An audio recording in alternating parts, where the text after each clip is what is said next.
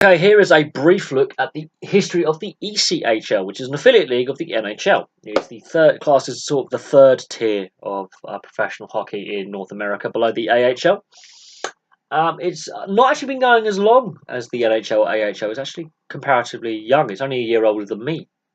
It's 30 years old. It was founded 30 years ago in 1988 out of a merger of two struggling leagues, ironically.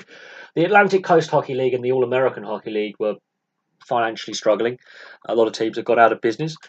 The governors of both leagues decided, and the owners of the teams in those leagues decided to merge the leagues together to form a new entity rather than compete against each other. So very similar in parallels to the NHL and WHA, except the NHL survived. So they decided to merge together. At the beginning, there wasn't many teams in the league. By 2003, however, and this has all changed. By 2003, the league had grown year on year and was in a strong enough position to absorb the West Coast Hockey League, so the WCHL, so the equivalent on the West Coast. And so that made the league a size of 31 teams, which meant it was a bigger league in team size than the NHL. It had more teams than the NHL. So by 2003-2004, it reached its peak for teams. The next year, in 2004, very famous for the NHL lockout that wiped out an entire season and playoffs. The league contracted by 3 teams to 28. And from that season onwards until 2014, year on year, teams were going out of business and going defunct or moving to the AHL, for example, like the Colorado Eagles have this off-season. So the league actually kept on shrinking and shrinking.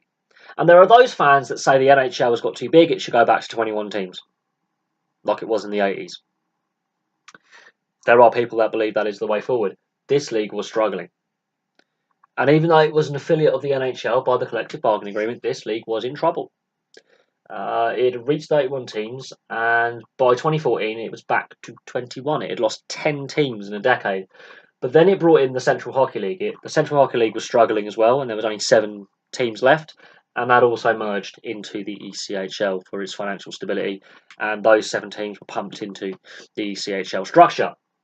So it was back up to 28 teams, which is where it stayed until this off-season, when the Colorado Eagles, after their second championship win, already had an agreement with the AHL to move up and expand the AHL in concurrent with the NHL expansion. And so the league has gone back to 27 teams. However, this was a planned shrinkage because they're planning to expand down the road and get up to the same amount of teams as the NHL and AHL.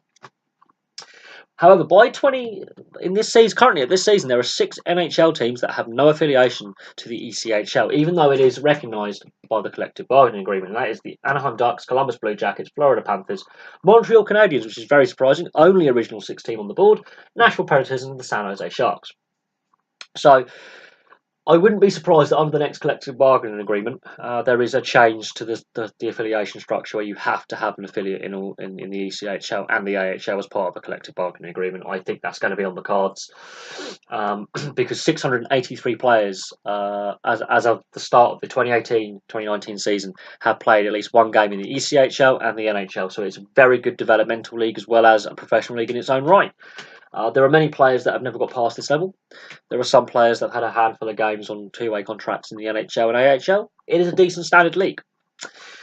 Getting back to this recognition by the NHLPA and the collective bargaining agreement, if I can refer back to 2004, there was a lockout that wiped out an entire year of hockey.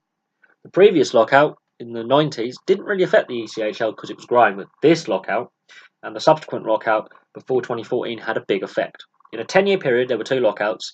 10 teams had to leave the league. Because it is recognised by this NHL collective bargaining agreement with the NHLPA, this could pose a problem if there is a lockout. The lockout doesn't just affect the NHL, it affects other affiliate leagues and leagues around the world. I've already done a video on the British teams that had NHL players during the 2004-2005 lockout. There was a fair few NHL players who came over to Europe. Some came here to the UK to play. It had an effect on those leagues as well. Roster spaces. There's only so many roster spaces by rules per league that you can have. So it will affect these teams' finances, especially if these 6 teams aren't affiliated. The players who don't have lockout protected contracts are going to want to be able to play. Those players that have lockout protected contracts don't have to worry about playing because they're going to get paid regardless. Those players that don't have to find a team to play for. They do. And that could mean playing in the ECHL just to keep their fitness up for a year. And that could mean a financial burden because the ECHL teams will have to pay those players contracts, which they may or may not be able to afford. So if there is a lockout, that recognition, which is a good thing from the NHLPA, recognising the ECHL as part of the league structure, it's also a bad thing. So there has to be some kind of protection in place to protect the finances of this league. The NHL lockout, if there is one, will affect. It will be affected. But there we go. I wouldn't be surprised if these 6 teams, by the next collective bargaining agreement, have agreed some kind of affiliate basis with a team in the ECHL. I am surprised they haven't got any affiliation, considering that there was a lot of teams in the Florida area.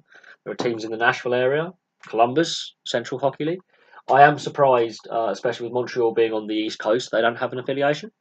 There are now teams in Canada with this league. There are 2 teams in Canada, 25 teams in the US.